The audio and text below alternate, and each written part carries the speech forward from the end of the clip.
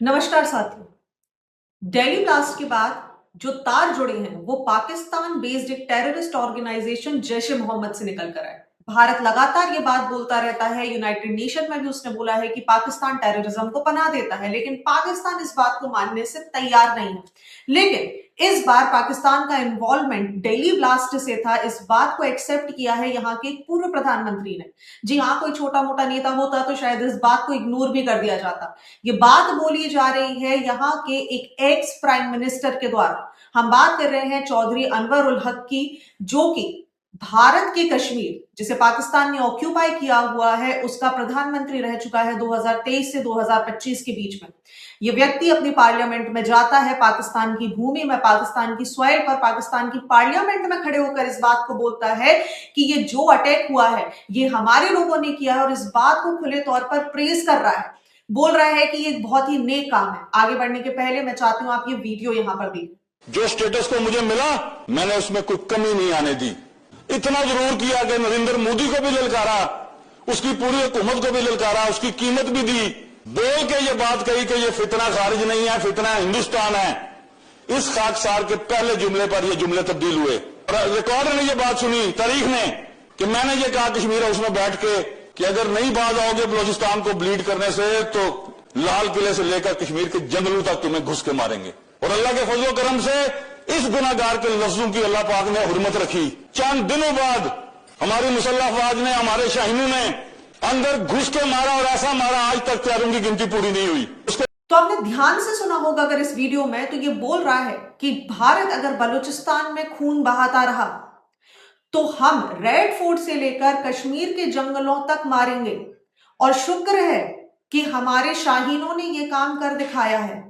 आप समझ रहे हैं किस तरफ इंडिकेशन दिया जा रहा है, रेड फोर्ट से लेकर कश्मीर के जंगलों तक। रेड फोर्ट अर्थात जो रिसेंट दिल्ली ब्लास्ट हुआ उसकी बात की जा रही है, वहीं फॉरेस्ट ऑफ कश्मीर से यहां पर इंडिकेशन दिया जा रहा है उस टेरर अटैक का जो कि बैसरन वैली, जम्मू कश्मीर, पहलगाम में यहां पर हुआ था, जहां पर लोगों से उनका धर्म पूछकर उनको गोली मारी गई थी। 26 लोग इस टेरर अटैक में मारे गए थे, और इसका बदला लेने के लिए भारत ने ऑपरेशन सिंदूर चलाया था, जिसके बाद जैश ए मोहम्मद जैसे और भी अलग अलग टेररिस्ट ठिकानों पर भारत ने हमला किया और इनकी रीढ़ की हड्डी तोड़ दी थी। 10 नवंबर को जो अटैक हुआ भारत में, दिल्ली ब्लास्ट जिसे हम बोल रहे हैं, रेड फोर्ट मेट्रो ब्लास्ट जिसे कहा जाता है, इसमें 15 लोगों की मौत हुई, कई लोग यहां पर घायल हो गए। हमला इतना खतरनाक था, अमोनियम नाइट्रेट से भरी हुई एक गाड़ी थी जिसे कश्मीर बेस्ड एक डॉक्टर यहां पर चला रहा था, और इसने यहां पर सुसाइड बॉम्बिंग की। इंडियन एजेंसीज लगातार जब इस बात के खुलासे में लगी तो उन्होंने देखा कि पाकिस्तान बेस्ड एक टेरर ऑर्गेनाइजेशन है जिसका नाम है जैश ए मोहम्मद, उसका ही हाथ इसके पीछे है। भारत ने यहां पर इनफैक्ट बोला भी, लेकिन पाकिस्तान की तरफ से कोई स्टेटमेंट नहीं आता है। और आज एग्जैक्ट 10 दिन बाद पाकिस्तान का एक पूर्व प्रधानमंत्री इतना बड़ा बयान यहां पर दे रहा है। अब सोचिए, एक टेरर अटैक जिसमें इनोसेंट लोगों की यहां पर जान गई, और उसी समय प्रधानमंत्री पद पर बैठने वाला एक व्यक्ति ओपनली बात कह रहा है। अब लेकिन इस बात को भी समझ लीजिए कि प्रधानमंत्री पद की जो गरिमा भारत में आपको देखने के लिए मिलती है वो पाकिस्तान ऑक्यूपाइड कश्मीर जैसे जगहों पर नहीं होती है, क्योंकि यहां पर मात्र पपेट्स को बिठाला जाता है, ऐसे लोग जो कि पाकिस्तान गवर्नमेंट और स्पेसिफिकली पाकिस्तान की आर्मी के ज्यादा शागिर्द होते हैं।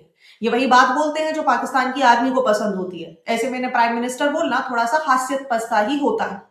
अब समझ लीजिए कि ये व्यक्ति यहां पर इतना बड़ा स्टेटमेंट दे रहा है, और ये सिर्फ एक पॉलिटिकल स्टेटमेंट नहीं है, बल्कि ये सीधा साधा एडमिशन ऑफ इन्वॉल्वमेंट की बात हो रही है कि हम इन्वॉल्व थे और हम दोबारा ऐसा कुछ करेंगे। मतलब आज तो हमने केवल एक अटैक किया है, हमारे शाहीनों ने एक अटैक किया है, इसके बाद हम और भी ऐसे अटैक्स प्लान कर सकते हैं अगर भारत रुका नहीं तो। मतलब ओपन तौर पर टेररिज्म की यहां पर वार्निंग दी जा रही है। इससे बड़ा सबूत और यूनाइटेड नेशन या किसी दूसरे देश को क्या चाहिए। अब इंपॉर्टेंट है कि पाकिस्तान ने ऑफिशियली कोई यहां पर कमेंट नहीं किया है कि इसमें कुछ गलत है, लेकिन इंपॉर्टेंट चीज है कि पाकिस्तान के डिफेंस मिनिस्टर ख्वाजा आसिफ इस्लामाबाद से बैठकर एक डिक्लेरेशन दे रहे हैं कि देखिए, ऑल आउट वॉर की पॉसिबिलिटी है भारत के साथ, हमारी सेना पूरी तरीके से तैयार है और रीजनल टेंशन लगातार बढ़ रही है। दैट मींस पाकिस्तान कहीं ना कहीं चाह रहा है कि भारत के साथ एक छोटा मोटा सही लेकिन युद्ध तो हो जाए, और पाकिस्तान बार बार ऐसी कोशिशें कर रहा है कि भारत के साथ एक युद्ध हो जाए। कारण है क्योंकि इनको अमेरिका बैकिंग कर रहा है, इस समय अमेरिका की ये फेवरेट है। क्यों ना हो, क्योंकि लगातार ये अमेरिका के डोनाल्ड ट्रंप मतलब प्रेसिडेंट ट्रंप जो भी यहां पर चाहते हैं उसमें हाँ में हाँ मिलाते रहते हैं। अब पाकिस्तान लगातार ये एक्यूजेशन भारत पे लगाता है कि बलूचिस्तान में जो भी हो रहा है वो भारत करवा रहा है। बलूचिस्तान के लोग परेशान हैं, बलूचिस्तान में यहां पर मारा पीटी की जा रही है, उनके ह्यूमन राइट का वायलेशन किया जा रहा है, ये कर रही है पाकिस्तान की सरकार। लेकिन पाकिस्तान में अगर पानी भी नहीं आएगा लोगों के घरों के नलों में तो ये बोल देंगे कि भारत ने इंडस ट्रीटी के तहत पानी रोक लिया है। अगर बारिश नहीं होगी तो कह देंगे कि भारत ने इंद्रदेव को बोल दिया होगा कि बारिश मत करिए। मतलब पाकिस्तान में कुछ भी हो जाए इसका सारा ब्लेम ये भारत के ऊपर डाल देता है। भारत ने भी बोला है कि पाकिस्तान टेररिज्म को पनाह देता है, उसको सपोर्ट करता है। पाकिस्तान इस बात को बिल्कुल नहीं मानता, लेकिन अब उसके खुद के ही फॉर्मर प्राइम मिनिस्टर ने इस बात को खुले तौर पर एक्सेप्ट कर लिया। मतलब टेरर अटैक को ना केवल एक्सेप्ट किया जा रहा है बल्कि इसे जस्टिफाई किया जा रहा है और इसे ग्लोरीफाई भी किया जा रहा है, ये बोलकर कि अगर आप ऐसा करेंगे तो हम भी ऐसा ही करेंगे। जबकि भारत का कोई भी इन्वॉल्वमेंट बलूचिस्तान के साथ नहीं है, ना ही इनके पास ऐसे कोई प्रूफ है। अब जैसे जैसे इन्वेस्टिगेशन यहां पर भारत की एजेंसियों ने आगे बढ़ाई तो इनको पता चला था कि एक मॉड्यूल इस पूरे घटनाक्रम दिल्ली ब्लास्ट के पीछे काम कर रहा था, जिसमें कश्मीर बेस्ड एक टेररिस्ट रेडिकल क्लैरिक शामिल था। और इसी मॉड्यूल का कोड नेम यहां पर दिया गया था टेरर डॉक्टर सेट, क्योंकि इसमें जितने भी लोग थे वो मेडिकल प्रोफेशनल्स थे।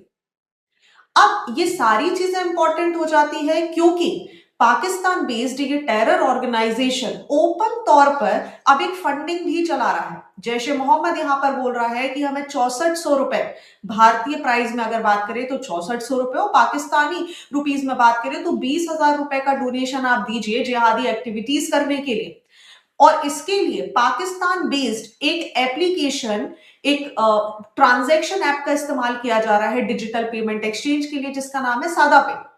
मतलब ये बिल्कुल वैसा ही है जैसे भारत में फोन पे, गूगल पे या कोई भी दूसरा आपको ऑनलाइन ट्रांजैक्शन के लिए एप्लीकेशन देखने के लिए मिल जाता है।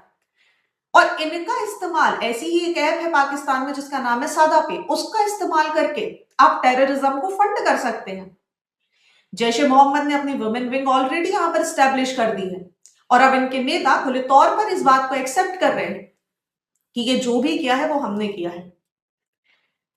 देखिए, भारत ने अपनी फॉरेन पॉलिसी बदल तो दी है और बिल्कुल सही टाइम पे भारत इस बात का जवाब देगा, ये भी तय है। लेकिन अगर हम एक्सपर्ट्स की माने अभी तो अनवर उल हक का ये स्टेटमेंट बिल्कुल भी लाइटली नहीं है। ये एक रेड फ्लैग की तरह है जिसे हमें बहुत सीरियस लेकर चलना होगा, क्योंकि ये क्रॉस बॉर्डर टेररिज्म को एक पॉलिटिकल लेजिटिमेसी देने की कोशिश कर रहा है कि अब पॉलिटिकल लीडर्स भी एक्सेप्ट करेंगे, जस्टिफाई करेंगे और प्रेज करेंगे इन सारी चीजों को। इसीलिए अगर हम बात करें तो ये सारी चीजें कहीं ना कहीं ओपन टेरर नेटवर्किंग, पाकिस्तान का सपोर्ट और अब उनके पॉलिटिकल और उनकी आर्मी के इन्वॉल्वमेंट को भी दिखाता है। अब ये बाकी सारी कंट्रीज को सोचने का विषय हो जाता है कि वो इस ओपन एक्ट के बाद क्या डिसीजन लेने वाली है। क्या अभी भी पाकिस्तान को केवल बहला फुसलाकर यहां पर साइड में रख लिया जाएगा या पाकिस्तान के खिलाफ कोई स्ट्रिक्ट एक्शन लिया जाएगा। आगे क्या होगा ये तो हमें बाद में ही पता चलेगा, लेकिन इस समय भारत और पाकिस्तान के रिलेशन ऑलरेडी वर्सन कंडीशन में है। उसके बाद ये स्टेटमेंट पूरी तरीके से भारत और पाकिस्तान के रिश्तों पर एक विराम चिन्ह लगा देता है।